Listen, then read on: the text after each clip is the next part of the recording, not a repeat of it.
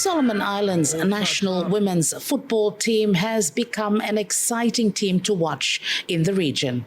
These were the words from newly appointed women's senior national team coach, Dan Barrett. All right, good ladies. Prior coming to Solomon Islands, I study the region very closely, and the team that I like watching the most in the region is Solomon Islands, and I think it's because the way they play their football is the way I like to watch football and the way I like to play football as well. So when the opportunity came to work in Solomon Islands, I was very excited to do that, and training has been outstanding. The girls are very open to all the methods and things that we're trying to introduce to the team, not changing too much too soon, because the girls have already done well at OFC. Slowly but slowly we'll add it, but it's been very exciting and very good. The Solomon Islands women's national team has come a long way. Women's football was introduced in 1999 and the team played its very first official international match in 2007 with a defeat to Papua New Guinea 6-1. Early tournament successes includes finishing fourth in the OFC Women's Nations Cup in 2007 and 2010.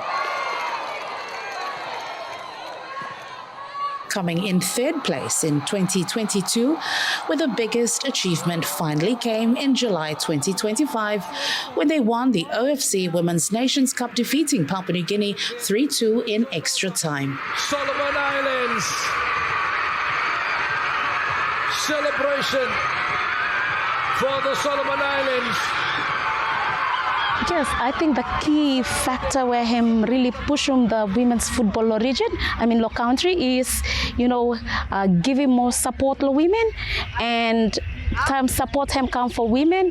You may look in competition, increase the competition, and this for the Sunrise Women's Premier League, and very helpful to us. Where him bar say Sunrise him doing a bigger impact to women's football low country for sponsoring women's football, and that impact, and you may look in the result. Yeah, him come out and sponsor him, and he make him the competition more competitive inside this 10 clubs. So that one and him very helpful, and him na key factor blow where him make him the change in women's football country.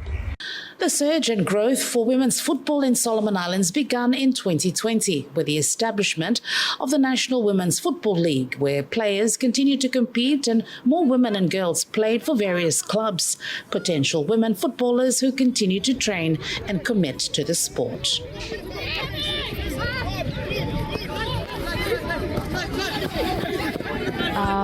I think the 10 clubs that are really doing a big impact to women's football country. Without those clubs, the management, those who are sponsoring other clubs, what are really helpful, what are really make them competition and more competitive.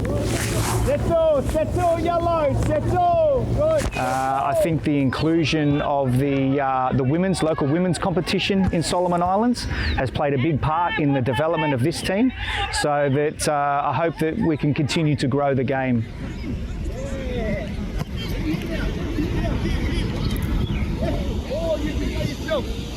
The Melanesian Cup, the Prime Minister's Cup, is very, very important preparation for World Cup qualifiers. For me, it's the first opportunity for me to see these girls play live, which is very, very important. Good opportunity to see us, or for me to see the teams that we're going to be playing against in World Cup qualifiers playing live as well. But one of the main purposes of the competition for me is to give some of the younger players an opportunity to play and try and make the competition for spots when it comes to World Cup qualifiers even harder and make the squad depth even bigger. Women's football continues to develop with the under 14, 15 and 16 growth centred and a high potential journey ahead. A very exciting team to watch in the Oceania region. Lisa Osifelo, Savuli News.